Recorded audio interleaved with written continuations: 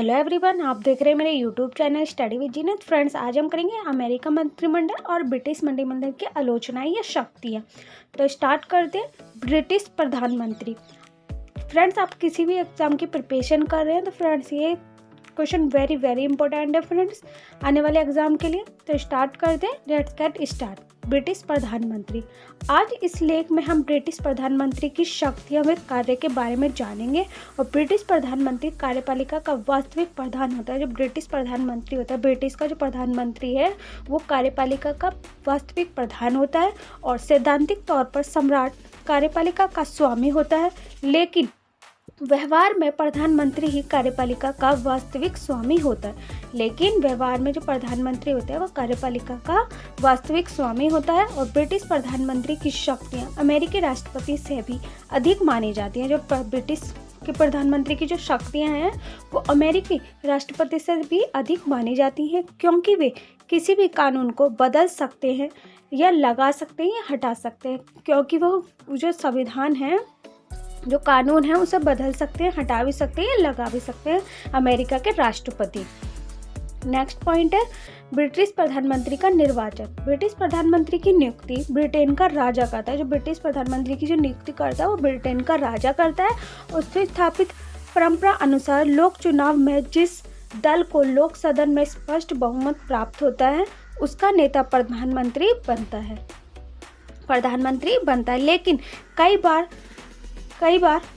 लेकिन कई बार जब किसी दल को स्पष्ट बहुमत नहीं मिलता तब राजा अपने स्वयं विवेक का प्रयोग करता है। लेकिन कई बार जब किसी दल को स्पष्ट बहुमत नहीं मिलता तो वे राजा अपने स्वयं विवेक का प्रयोग करता है। और ब्रिटिश प्रधानमंत्री शासन व्यवस्था का सुधार स्तंभ है। और ब्रिटिश प्रधानमंत्री का जो शासन है उसमें सुधार किया जाए और शासन का संपूर्ण संचालन उसके हाथों में ही होता है। और शासन का संपूर्ण संचालन उसके हाथों में ही होता है। संसद में निश्चित बहुमत के रहते ब्रिटिश प्रधानमंत्री वे सब कार्य कर सकता है जिसको जमीन का सम्राट और अमेरिका का राष्ट्रपति भी नहीं कर सकता, जिसको जर्मनी का सम्राट और अमेरिका का राष्ट्रपति भी नहीं कर सकता। तो ब्रिटिश प्रधानमंत्री की नियुक्ति कौन करता है? ब्रिटेन का राजा करता है और नेता प्रधानमंत्री बनता है वहाँ का। और लेकिन कई बार जब किसी दल का बहुमत नहीं प्राप्त होता तो राजा अपने स्वयं विवेक का प्रयोग करता है और प्रधानमंत्री शासन का में सुधार कर सकता है और शासन का संपूर्ण संचालन उसके हाथों में ही होता है। लेकिन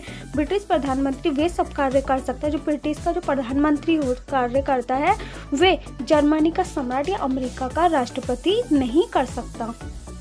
तो आई होप फ्रेंड्स ये टॉपिक अच्छे से क्लियर हो गया। ब्रिटिश प्रधानमंत्री का निर्वाचन कैसे हो, अब देखते हैं। ब्रिटिश प्रधानमंत्री की शक्तियां व कार्य। ब्रिटिश प्रधानमंत्री की शक्तियां व कार्य निम्नलिखित है। फर्स्ट, कॉमन सभा का नेतृत्व करना। फर्स्ट है कॉमन सभा का नेतृत्व। प्रधानमंत्री कॉमन सभा में बहुमत दल का नेता है।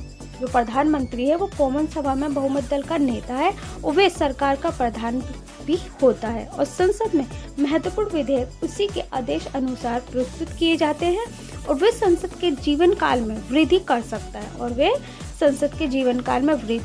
है और उसी के सुझाव पर राजा संसद का विघटन करता है। और इन्हीं शक्तियों की तुलना संसार के अन्य किसी भी संवैधानिक प्रधान से नहीं की जा सकती।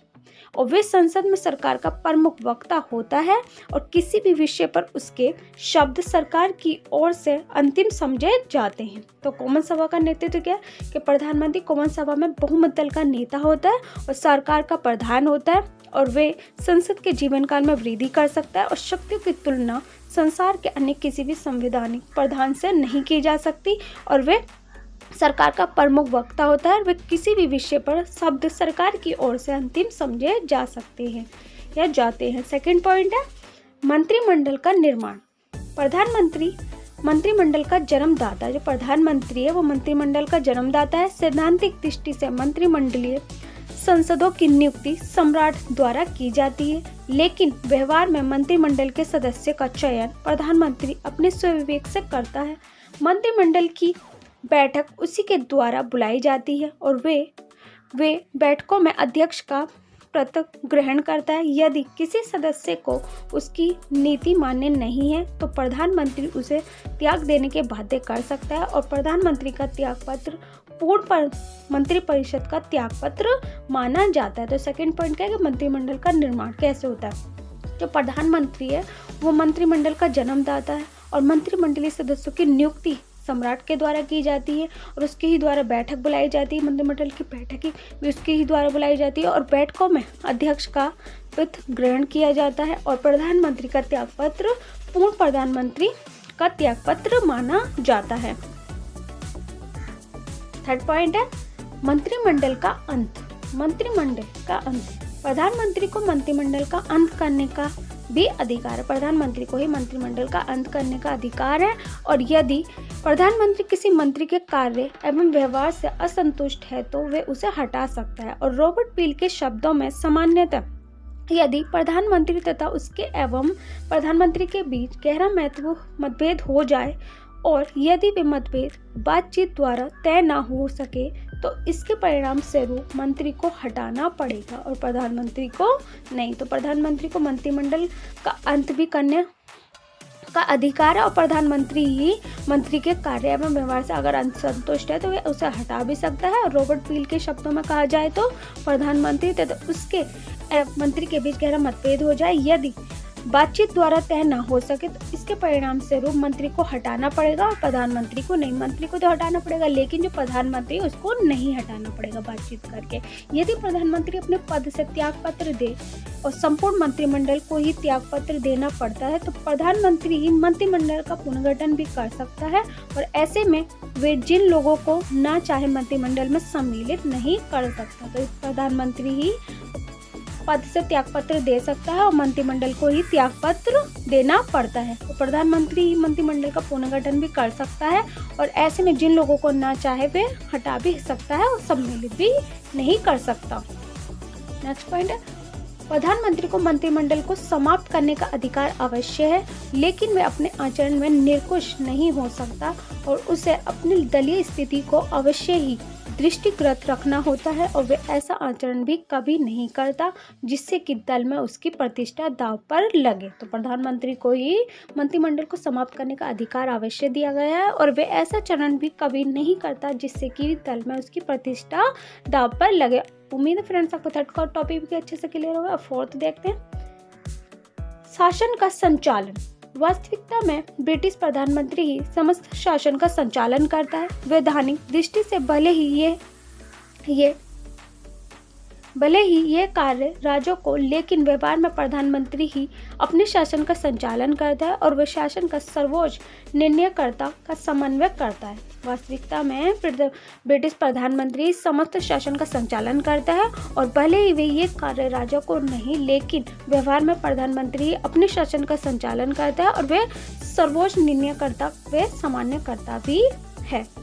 देखते फिफ्थ पॉइंट पे अंतर्राष्ट्रीय संबंधों का संचालन। शासन की विदेश नीति की आधिकारिक घोषणा वही करता है। यद्यपि वैदेशिक संबंधों के संचालन के लिए विदेश मंत्री की नियुक्ति की जाती है, परंतु प्रधानमंत्री की सहमति के बिना वे कोई महत्वपूर्ण कार्य नहीं कर सकता, और किसी भी अंतर्राष्ट्रीय सम्मेलन में ब्रिटिश प्रधानमंत्री या तो स्वयं शामिल होता है या अपना कोई प्रतिनिधि भेज देता है। अंतर्राष्ट्रीय संबंधों का संचालन के शासन की विदेशी नीतियों का ही आधिकारिक घोषणा वही करता है जो प्रधानमंत्री की सहमति के बिना वे कोई महत्वपूर्ण कार्य नहीं कर सकता, और वे ब्रिटिश प्रधानमंत्री या तो स्वयं शामिल होता है या वे अपना कोई प्रतिनिधित्व भेज देता है।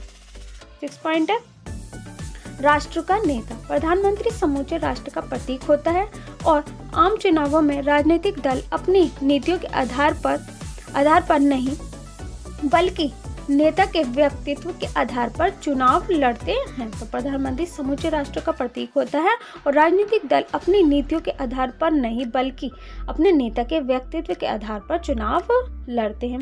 7 पॉइंट है उपाधियों से संबंधित शक्तियां। यद्यपि उपाधियां प्रदान करना सम्राट का विशेष अधिकार है, किंतु उनका वितरण प्रधानमंत्री के परामर्श पर ही निर्भर करता है, और विशेष रूप से लॉर्ड सभा की सदस्यता का प्रधानमंत्री राजनीतिक प्रयोग कर सकता है।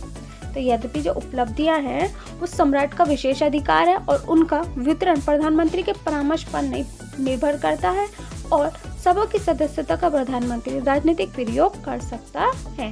नेक्स्ट पॉइंट है वित्त पर नियंत्रण।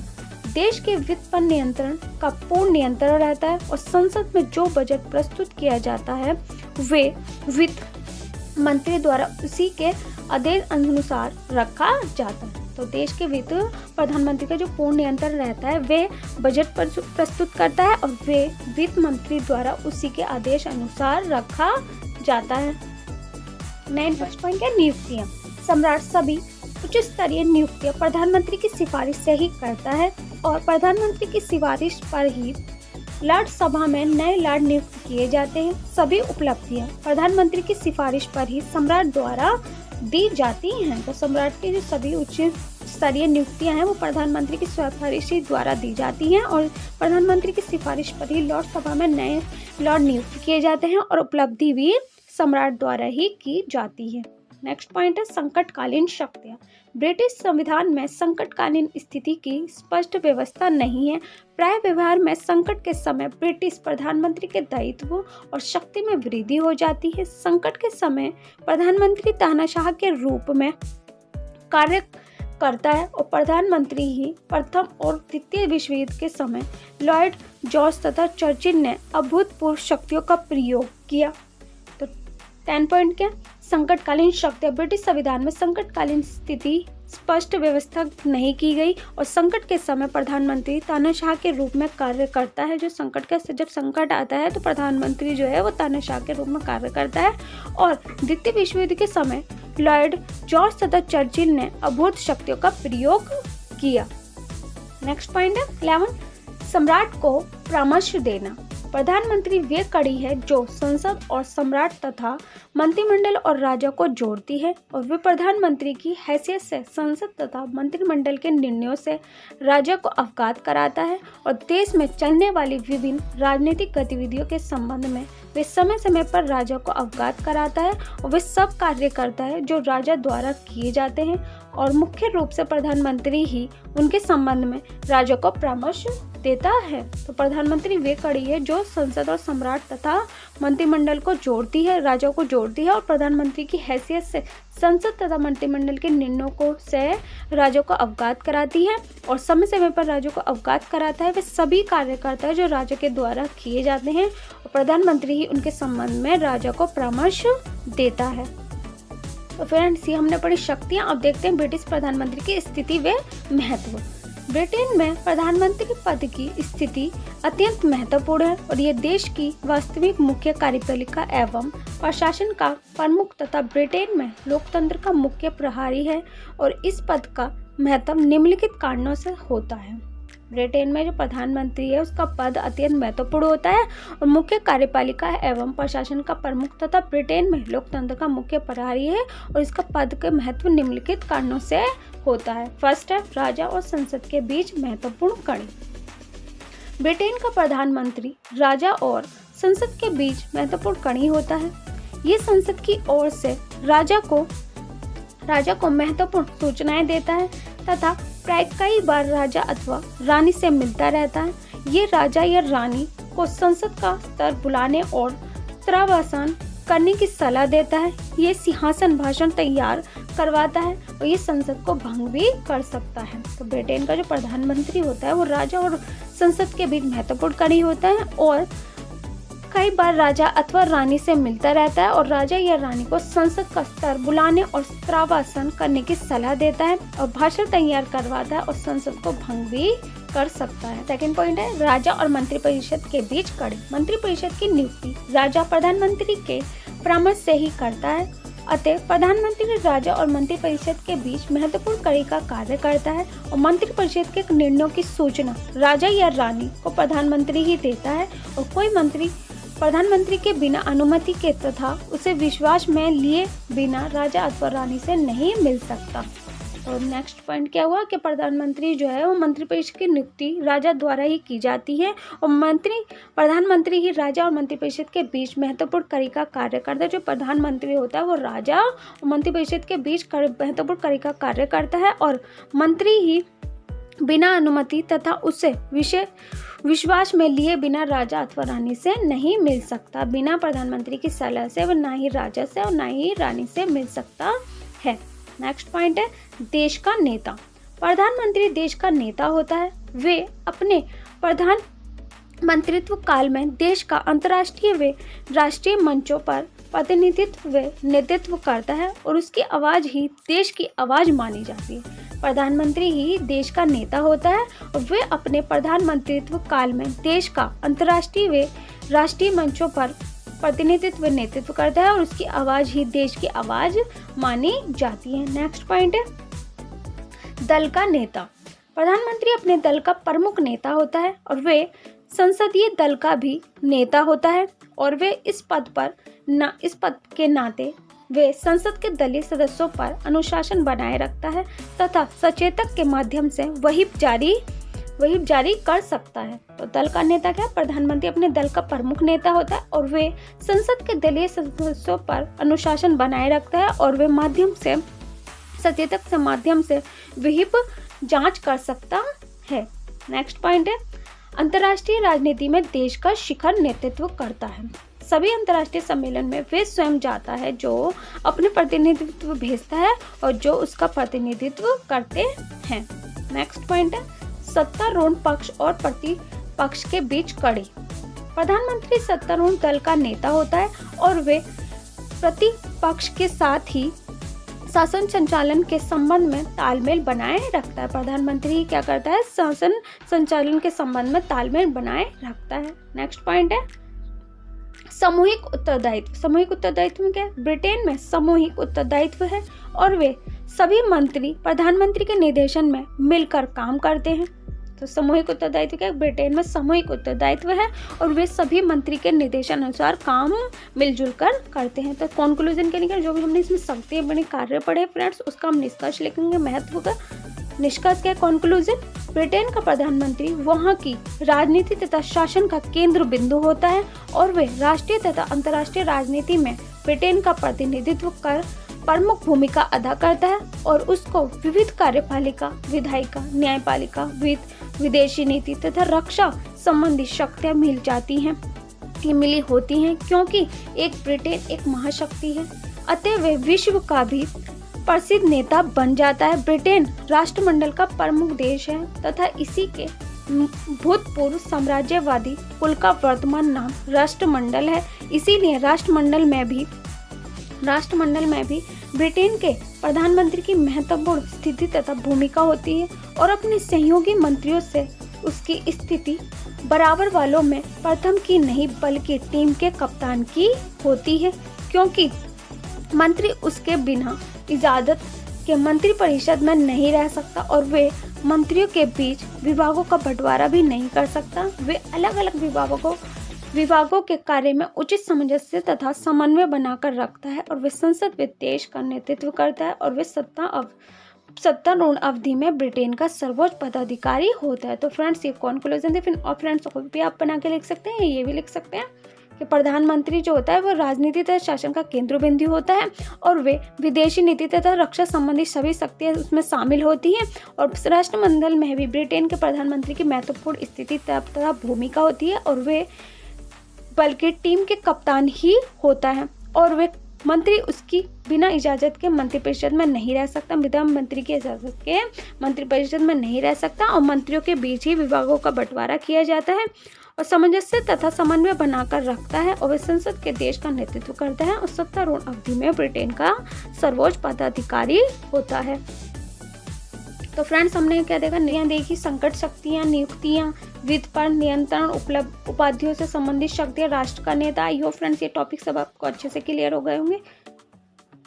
मंत्रिमंडल का अंत, मंत्रिमंडल का निर्माण, कॉमन सभा का नेतृत्व, प्रधानमंत्री की शक्तियाँ व कार्य, ब्रिटिश प्रधानमंत्री का निर्वाचन और ब्रिटिश प्रधानमंत्री। आई होप फ्रेंड्स आपको मेरी वीडियो पसंद आई होगी। मेरी वीडियो कैसी लगी कमेंट्स बॉक्स में लिखकर जरूर बताना। If you like the video so don't forget to like channel, subscribe my channel and hit the bell icon और इसे अपने फ्रेंड्स के साथ भी शेयर करें ताकि इस वीडियो का प्रॉफिट उन्हें भी हो। और आपको नेक्स्ट कौन से टॉपिक पर वीडियो चाहिए मुझे कमेंट्स बॉक्स में लिखकर बता सकते हैं फ्रेंड्स। ये वेरी इंपॉर्टेंट टॉपिक है, इस टॉपिक को अच्छे से कर लेना friends. Thanks for watching my video.